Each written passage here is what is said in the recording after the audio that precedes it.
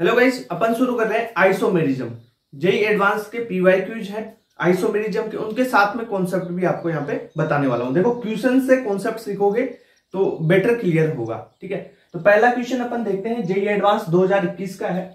इसमें आइसोमेरिज्म में आपको पूछा है कंफर्मेशन आइसोमेरिज्म के बारे में। ठीक है, इसमें मीजो कंपाउंड सारी चीजें और कन्वर्जन भी आपको बता दूंगा। ठीक है, जैसे आपको सोहर्स हो गया, न्यूमैन हो गया, इनमें कन्वर्जन हो गया, मीजो से फिशर हो गया। ठीक है, ये सारे कन्वर्जन भी आपको बता दूंगा। ओके, पहला क्वेश्चन है, among the following of conformation that correspond to the most stable conformation of meso butane 2,3 diol is. अब देखो कंपाउंड क्या दे रखा है उसको, देखो आराम से, उसने दे रखा है मीजो कंपाउंड दे रखा है ब्यूटेन 2,3 डाइओल का। अगर सिंपल देता तो सिंपल में क्या करोगे आप, अगर सिंपल क्वेश्चन में दिया हुआ था, मीजो नहीं दिया हुआ होता, तो आप देखते कि अगर OH OH है, हाइड्रोजन बॉन्डिंग हो रही है। ठीक है, इंट्रामोलिकुलर हाइड्रोजन बॉन्डिंग हो रही है, तब वहां पे गोच इफेक्ट लग जाएगा और गोच ज्यादा स्टेबल हो जाएगा एंटी से। ठीक है, सिंपल में तो आप ये कर लेते भाई। स्टेबिलिटी का ऑर्डर क्या होता है, देखो स्टेबिलिटी का ऑर्डर एक बार बता देता हूं, कॉन्सेप्ट क्या है। स्टेबिलिटी आप देखते हैं, ठीक है, तो सबसे ज्यादा होती है स्टेगर्ड की, किससे ज्यादा, इक्लिप्स। ये सी है, ठीक है, इक्लिप्स की। अब स्टेगर्ड में आप क्या देखते हो, एंटी और गॉच। ठीक है, फिर पार्शियल इक्लिप्स्ड और पार्शियल इक्लिप्स्ड और फुली इक्लिप्स्ड, ऐसे आ जाती है स्टेबिलिटी। तो ठीक है, स्टेगर्ड में आप एंटी की ज्यादा देखते हो गोच से, ये बात क्लियर होगी। ओके, अब अगर हाइड्रोजन बॉन्डिंग आ जाए ना, तब गोच इफेक्ट ज्यादा हो जाता है। गोच की एंटी से ज्यादा स्टेबिलिटी हो जाती है हाइड्रोजन बॉन्डिंग में। H बॉन्डिंग, अगर H बॉन्डिंग आ गई तो गोच की ज्यादा हो जाएगी स्टेबिलिटी, किससे, एंटी से। ठीक है, ये हाइड्रोजन बॉन्डिंग के केस में लगेगा ओनली। ठीक है, ये नॉर्मल केस में चल रहा है। ये बातें तो सिंपल हो गई, पर आपको तो क्वेश्चन में मीजो कंपाउंड दे रखा है, तो सबसे पहले तो मीजो कंपाउंड बनाओ। ठीक है, और फिर उसके हिसाब से चलो। देखो एडवांस का क्वेश्चन है तो कुछ तो अलग होगा ना। ठीक है, तो सबसे पहले अपन क्या करते हैं कि मीजो कंपाउंड बनाते हैं। इसका क्वेश्चन में दे रखा मीजो ब्यूटेन 2,3 डाइओल। अब ब्यूटेन 2,3 डाइओल का क्या बना लो, मीजो बना लो। जैसे CH3 हो गया, यहां पे बना लो CH3, ब्यूटेन हो गया 4 कार्बन और डाइओल। ठीक है, ये OH, ये OH, ये H, ये H। सर OH OH ऐसे ही क्यों लगाए, इधर ही क्यों लगाया भाई, मीजो बनाना है। मीजो में आप क्या देखोगे, देखो ये भी कायरल हो गया और ये भी कायरल हो गया, तो कितने कायरल कार्बन हो गए, 2 कायरल कार्बन हो गए। ठीक है, 2 कायरल कार्बन, 2 या 2 से ज्यादा हो रहे हैं। ठीक है सर, 2 हो गए। अब इसमें देख लो प्लेन ऑफ सिमेट्री वगैरह, तो यहां से अगर इसे काटोगे आप, तो इसमें देखो ऊपर और नीचे प्लेन ऑफ सिमेट्री मिल रही है, तो POS भी इसमें मिल रही है, कायरल कार्बन भी इसमें मिल रहे हैं। तो भाई ये मीजो कंपाउंड हो गया ना। मीजो की पहचान ही यही होती है, अपने को बनाना मीजो था। अब ये मीजो है ना, ये फिशर प्रोजेक्शन होता है। ठीक है, तो इसका ये फिशर है, करेक्ट फिशर है, यानी वर्टिकल लाइन पे अपन IPAC नंबरिंग के बेसिस पे लॉन्गेस्ट कार्बन चेन लेते हैं, और ये जो लगा हुआ है इसमें सेम टू सेम वैसे ही है भाई, कार्बन की चेन IPAC के बेसिस पे वर्टिकल पे ही है। तो ये फिशर है आपका, करेक्ट फिशर है। अब इस फिशर प्रोजेक्शन से ही अपन क्या बनाएंगे, सोहर्स बना लेंगे, न्यूमैन बना लेंगे। ठीक है, और फिर उससे अपन स्टेबिलिटी चेक करेंगे। ठीक है, ये हो गया आपका मीजो। अब इसके बाद में फिशर देख लो, इसका जो फिशर है वो सेम टू सेम बनेगा, CH3 भाई, यही तो फिशर है इसका, OH, ये OH और ये H, ये आपका CH3, ये हो गया फिशर। ये क्या हो गया, फिशर प्रोजेक्शन। ठीक है, जो फिशर है भाई, ये क्या होता है, फिशर जनरली आपको फिशर मिलेगा वो इक्लिप्स्ड फॉर्म में मिलेगा। ठीक है सर, ये आ गया आपका इक्लिप्स्ड फॉर्म का फिशर।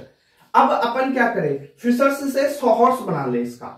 तो सोहर्स कैसे बनाओगे, सोहर्स में कैसे बनाते हो भाई, जो फ्रंट कार्बन है और एक बैक कार्बन होगा, उससे फ्रंट कार्बन को लिखो, बैक कार्बन को लिखो, और उस पे जो ग्रुप्स हैं उनकी पोजीशंस आपको इसके फिशर के बेसिस पे लगानी है। देखो अगर H इधर है, OH इधर है, तो कैसे लगाओगे? H यहां पे OH लगा दोगे। ऐसा कुछ करना है आपको, ठीक है।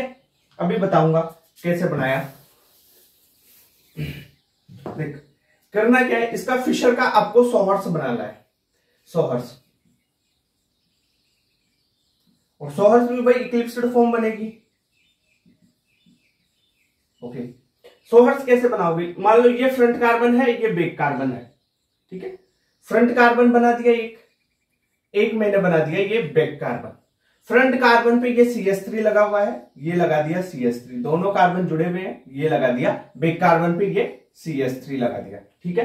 अब देखो H, ये लगाया H, दूसरे में भी उसी साइड H है, ये लगा दिया H।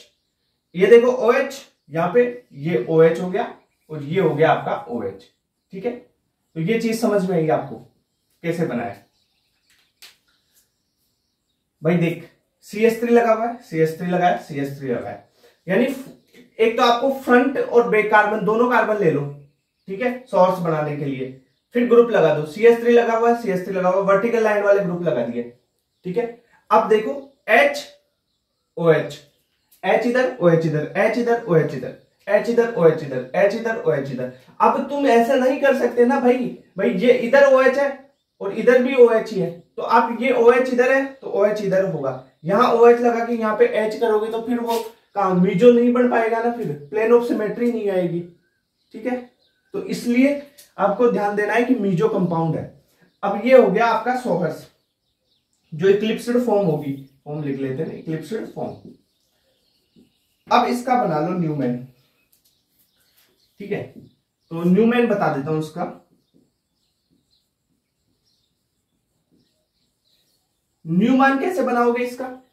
न्यूमैन कैसे बनाते हैं भाई? वो अपन बनाते हैं ना, जैसे ये वाला, ये प्रोजेक्शन न्यूमैन का है। एक तो फ्रंट कार्बन होगा, फ्रंट कार्बन, और एक को अपन दिखा देंगे बैक कार्बन को राउंड से, ठीक है। डॉट और राउंड से दिखाते हैं, ठीक है। इतनी बात क्लियर। अब देखो इसमें क्या था, CH3 फ्रंट कार्बन पे बनाते हैं, तो CH3 बना लो सबसे पहले। ये CH3 लगा दिया मैंने फ्रंट कार्बन का, ठीक है। ये CH3 हो गया, दिख नहीं रहा क्या? यहां पर लिख लेते हैं, ये CH3 लगा दिया, ठीक है। अब देखो फ्रंट पे एक क्या लगा हुआ है, OH, देख यहां पे OH लगा हुआ है, ये H लगा हुआ है, ये H लगा हुआ है, लगा दिया, ओके। नेक्स्ट कार्बन पे जाइए, फ्रंट था, ये बैक कार्बन पे जा, CH3 OH H, उसी ऑर्डर में लगा हुआ है ना, उसी ऑर्डर में लगा दे। तो इस पे लगाएगा तू, डॉट से लगा ले इसको। ये तो CH3 लगा हुआ है, CH3, ठीक है। यहां पर तेरा OH लगा हुआ है, और अपन बात करें यहां पर हाइड्रोजन आ गया, देख सेम टू सेम वैसा ही किया है ना, ओके। इतनी बात क्लियर। ये बन गया आपका न्यूमैन। अब ये न्यूमैन कौन सा बना? अपन इक्लिप्स्ड से बना रहे हैं ना, इक्लिप्स्ड। अब जानते हैं कि अपन क्या जानते हैं, स्टेगर्ड फॉर्म ज्यादा स्टेबल होती है इक्लिप्स्ड से ज्यादा स्टेबल होती है ना स्टेगर्ड। तो इसका स्टेगर्ड मतलब 60 डिग्री रोटेशन पे ले जाओ उसको। तो इसका अगर 60 डिग्री रोटेशन करवाएं अपन, ठीक है, 60 डिग्री रोटेट करवा लो किसी एक कार्बन को, इस कार्बन को करवाते हैं, मान लो इस कार्बन को अपन 60 डिग्री रोटेट करवाते हैं, तो क्या बनेगा देखो। पहले डैश डैश वालों को सही बना लेते हैं अपन। ये डैश थे, यहां पे CH3 था, ये हाइड्रोजन था, और ये आपका OH था। अब इस फ्रंट वाले कार्बन को 60 डिग्री रोटेट करवाओ, तो ये कहां जाएगा? 60 डिग्री में ये यहां पे आ जाएगा, ये यहां आ जाएगा, और ये इधर चला जाएगा। 60 डिग्री रोटेशन ऐसे होगा, यही होगा। समझ में आ रही ना बात है? करवा ले 60 डिग्री रोटेशन।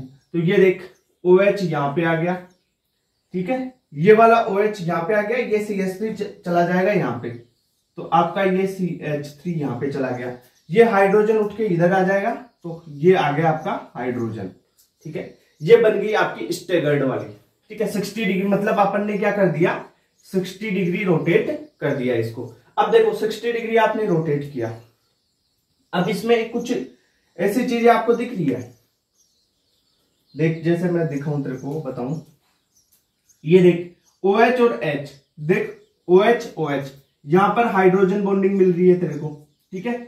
तो ये होगी आपकी